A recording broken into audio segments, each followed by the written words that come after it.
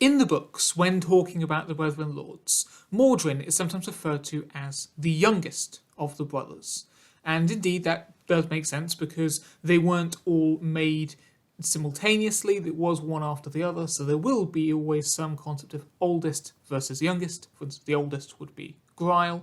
However, it still is especially notable in Mordrin's case because he was made quite some time after the others. Instead, the original lineup of the council contains two other individuals who aren't around as part of the group today, those being Khaonat and Upre in Mordrin's place. And it's the former of these that is going to be the topic of today's video.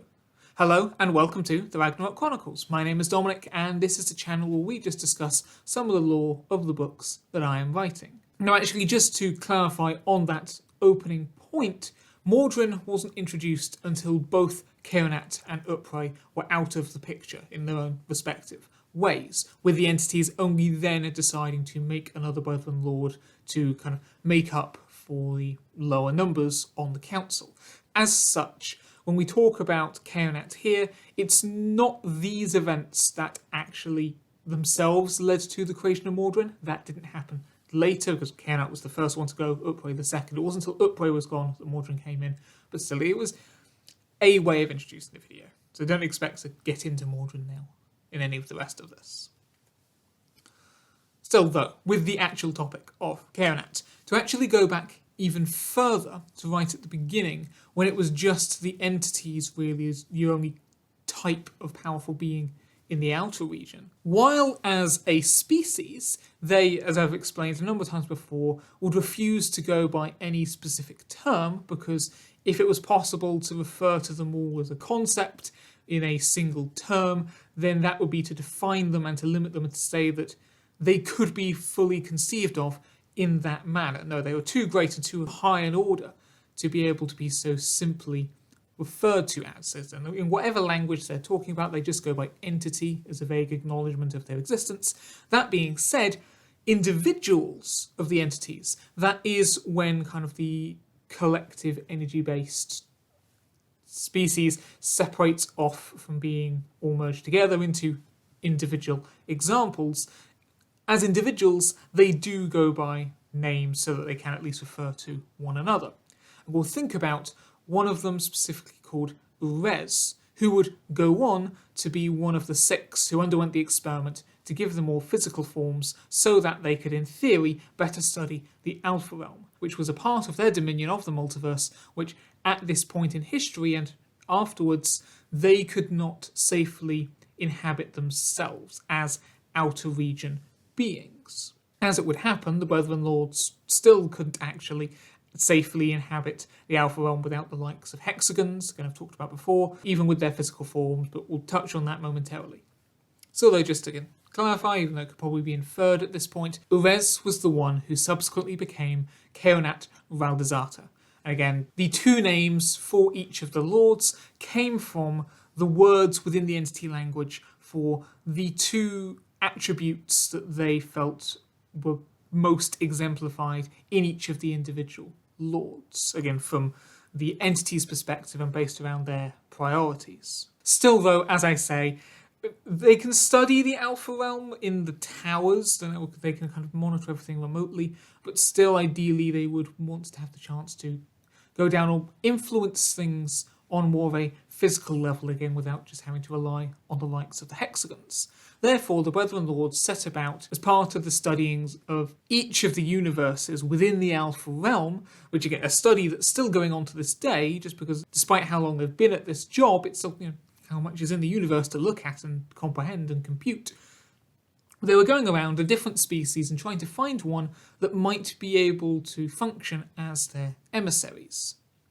It wasn't, however, until during the Beta incursion, that being like the first official war in this iteration of the multiverse, which was mainly led between the entities in the Beta realm against the kind of the invasive force of the Viral. It wasn't until during this that the Brethren Lords also happened to come upon a planet which we would call Earth, that at some point in time would evolve a species that would be close enough to their own make up their own existence, but they could indeed be tweaked a little to function as said emissaries. As such, using the font of the Haver of Gelmir, they took some examples of these humans, again, incorporated into their DNA the substance known as Zhang, which is this material in the baseline of reality that we, from our limited understanding of reality, might think of as dark matter or prima materia, these other words that humans have used. They incorporated that into their DNA, and as such, because these individuals now had a higher concentration of this material that's in the baseline of reality, they were more in tune with reality itself and thus gained the abilities that allowed them to manipulate said reality. Still, though, the beta incursion was going on and the entities would call upon the Brethren Lords for certain tasks and assistance in different ways, therefore, this kind of side project with the Mancynns, such individuals are now called, was kind of on the sidelines of their focus and usually just left up to Khaonat to oversee. Now, this next bit would theoretically be the most important part of the story. And the way that I'm going to relate it here is what the official version is that would be conveyed by the entities and hence the Brethren Lords and all of that. This is the official account of what happened, or official description, perhaps more accurately. Noticing the potential in these Mancynns and the power that they held, Khaonat, and also especially because he was kind of being left to oversee them without anyone else checking in on him, he suddenly thought that he might be able to use them to assert more power for himself, to claim more power and kind of oppose the others such as the entities. As such, Khaonat began building other kind of structures for the Mancynns, such as the city of Atlantis and the construct known as the Apocalypse. And with these, he would kind of be training them up to a point where he could use them to strike against the other, let's say, entities or whoever we wanted to gain more power. It so happened, however, that before he could complete this plan, he was indeed checked in on again by the entities, kind of in the tail end of the beta incursion, once they were more or less wrapped up there. They discovered what he was doing, and as such, sort of stopped him and punished him. Atlantis was sunk, along with other individual entities who might have indeed been aligned with Khaonat's ambitions. The Mancynns were all lost in that event as well, and so any Mancynns that the Brethren Lords wanted to make subsequently, they had to, again, make individually. Speaking of the Mancynns, it was at that point that the entities had the Ephascus come up with a way to kind of create blocks around how the Mancynns could use their abilities, so they didn't have like unlimited power.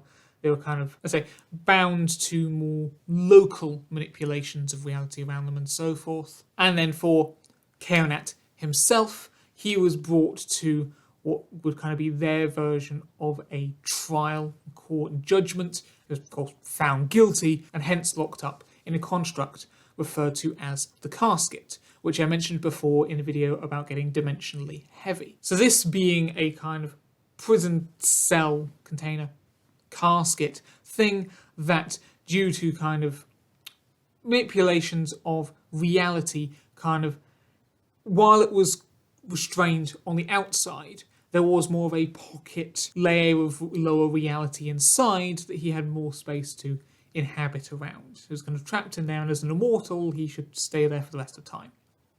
This casket ended up going through a few different layers of protection. The first race who were tasked with protecting it succumbed too much to their curiosity and tried to open it, which again the entities put a stop to and punished that race, and they passed it on to another, and it kind of went around a little bit before the race that last had proper possession and protection of it instead noticed a kind of signal coming from the planet again that we would think of as Earth. And since I think, okay, that signal must be coming from something very powerful and a highly advanced race, and the casket they knew came from a highly advanced race, they concluded, well, they must be the same people.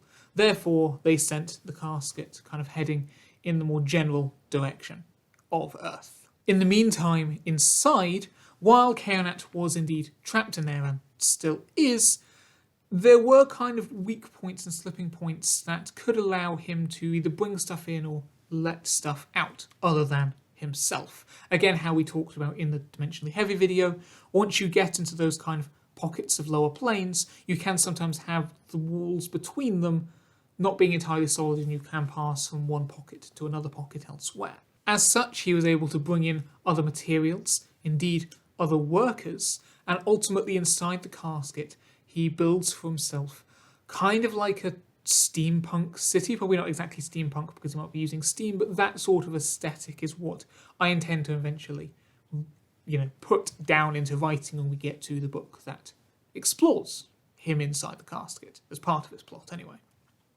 And from there, again, as well as being able to do that, he's kind of aware of the general progression of things going on in the real world, even if he can't interact with them, so he has kind of a sense of how things are going on.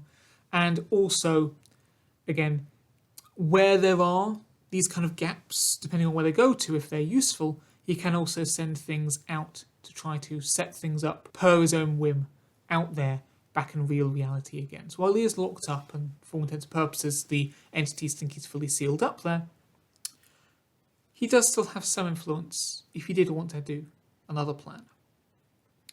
There was, at the point of his incarceration, a notion amongst the Brethren Lords that maybe they should let him out, that they should show that as a group they should still be revered, especially by those beneath them, like the Bracknell workers and all of them. To those underlings, they should make sure that they don't come across as weak, even compared to the entities.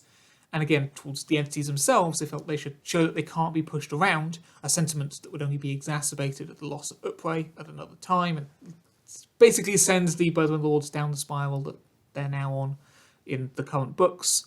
But despite this, they still, at this point in time, were allied with the entities, who again were essentially their own kin, just in an original, purer form, and so ultimately they let Khaonat go. Although they could go after and try to let him free, but it wouldn't be worth the conflict and tensions that would lead to. So yes, they gave up on that brother of their own choice after it was kind of already a point of no return. What that does mean, though, is that despite what happens to the Brethren Lords in these books, or any other books they may show up in, if indeed they do or may not, we'll have to see. Regardless of what happens to them, there is also another Brethren Lord out there, somewhere, in some form. But we'll have to see what might happen with him in that case. Until then, though, I hope you found this video interesting, as you might other videos on the channel, which of course you can now check out as well if you so want. But more importantly, speaking of the books, if you didn't see Saturday's announcement, Book 3 is being released on the 27th of February 2021, obviously as I'm releasing this, so in a couple of weeks' time. So Celestial Coup, as ever, that's going to be out on Amazon in paperback and ebook forms.